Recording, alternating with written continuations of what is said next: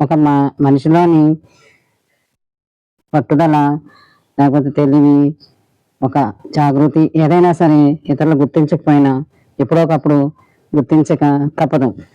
మనిషిలో ఉన్న నైపుణ్యం, తెలివితేటలు అన్నీ గుర్తించినట్టు నటిస్తారు, కానీ ఎప్పటికైనా అది వెలుగులోకి రాకమానదు.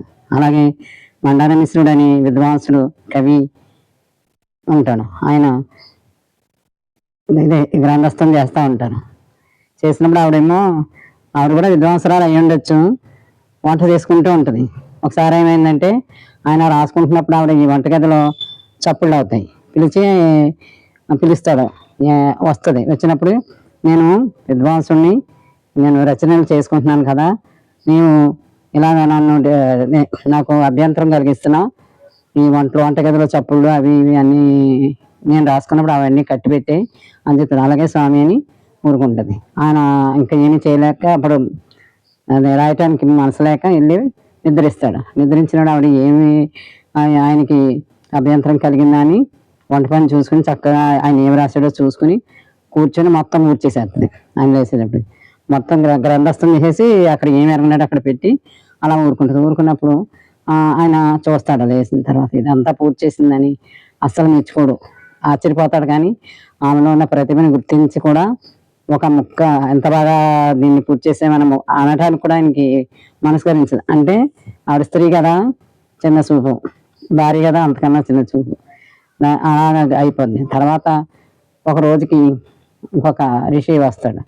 వచ్చి అతన్ని లోపలికి ఆహ్వానించి మర్యాదలన్నీ చేసి కూర్చోబెడతారు. మండాన మిశ్ర, మర్యాదలన్నీ అయిపోయినాయి, కానీ నేను మర్యాద కోసం రాలేదు, కానీ మీతో సంవాదం, అదే వాదం, శాస్త్రవాదానికి వచ్చాను అంటాడు. అయితే కూర్చోండి అని ఆమె ఎదురు బదురు ఒక బల్లేసి 2 కూర్చోడానికి ఆసనాలు వేసి సిద్ధం చేస్తుంది. ఇద్దరు కూర్చున్నాక అంటాడు, మన ఇద్దరికి మరి మనం వాదం వేసుకున్నప్పుడు మనకి అదే చెప్పి అదే గెలుపు ఓటమి ఎవరో ఇవి నిర్ణయించేవారు ఎవరున్నారంటే ఎవరో ఎందుకునైనా అని ఆ పుస్తకం ముందు చూస్తాడు. అతను నేను మర్చిపోయాను. అతను చూసినాడు, ఇది ఎవరో చాలా బాగా రాసావు నువ్వే అని పొగుడతాడు. తను చూసింది కాకుండా ఆయన కూడా పొగుడతాడు. ఈ బుక్ ఏదో ఈ పుస్తకం చాలా, ఈ గ్రంథం చాలా బాగా రాసావు అంటే నా భార్య రాసిందని కూడా చెప్పడం. దానివల్ల అతనికి ఋషికి తెలుసో తెలియదో కానీ చాలా బాగా రాసావు కదా అది ఇదని పొగుడతాడు. కాసేపు వాదాన్ని కూర్చుంటారు. ఎవరో ఇంతకు నీ భార్యనే, మనం ఎవరు లేరు కదా ఇక్కడ, మనం నీ భార్యనే మనం న్యాయ నిర్ణేతగా పెట్టుకున్నాం, గెలిపోవటం ఎవరో తెలియజేస్తున్నాడు అంటే సరే అంటాడు. ఆయన అనుకుంటాడు మనసులో, నా భార్య కదా, ఏ తరాలున్నా నన్నే సపోర్ట్ చేస్తుంది, నాకే ఇదని నిర్ణయించుకుంటుంది, గెలుపుగా అనుకుంటాడు. అనుకుంటే ఇద్దరు వాదం వేసుకుంటారు. ఆవిడన్నీ వింటది. ఇంతలో ఏదో పని పడిందని, స్వామి నేను 2 పల్లెంలో 2 పూలదండలు పట్టుకొచ్చి నాకు కొంచెం పని తగిలింది, ఈ పూలదండలు వేసుకుని మీరు కూర్చోండి, వాదన వేసుకుంటుండండి, నేను తర్వాత వచ్చి చెప్తాను న్యాయం అంటది. గెలిపేవరో నేను చెప్తానండి. అలా ఎలా అంటే అవును జరుగుతుంది నేను చెప్తానంటది.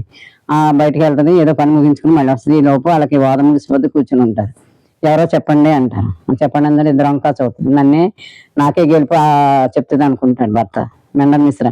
అనుకుంటే ఆవిడ ఇద్దరిని చూసి కొత్తగా వచ్చిన ఆయన ఋషి మెడలో పూలదండ స్వచ్ఛంగా ఉంటుంది. మండాన మిశ్రుడిది వాడిపోద్ది.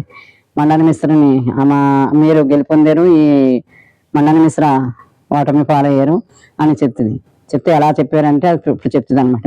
మీ మెడలో దండ అది బాగా ఉంది, ఓడిపోకుండా అతని మెడలో ఓడిపోయిందని చెప్తుంది. అది అప్పుడు లోపల అభినందిస్తాడు అనమాట భర్త. అప్పుడు నమస్కారం చేసి, స్త్రీశక్తిని నేను ఇప్పుడు ఇవాళ గుర్తించాను, నేను చాలా తెలివైన అదే విదూషణీయమనివి అని అప్పుడు మెచ్చుకుంటాడు. ఎప్పటికైనా తప్పదు, ఒక మనిషిలో ఒక గొప్పతనం అది ఉన్నప్పుడు మనం మెచ్చుకోవాల్సిన అవసరం వస్తుంది. ఒకప్పుడు తప్పుకున్నా చివరికి మెచ్చుకున్నాడు మండాన మిశ్ర. బాగుందా?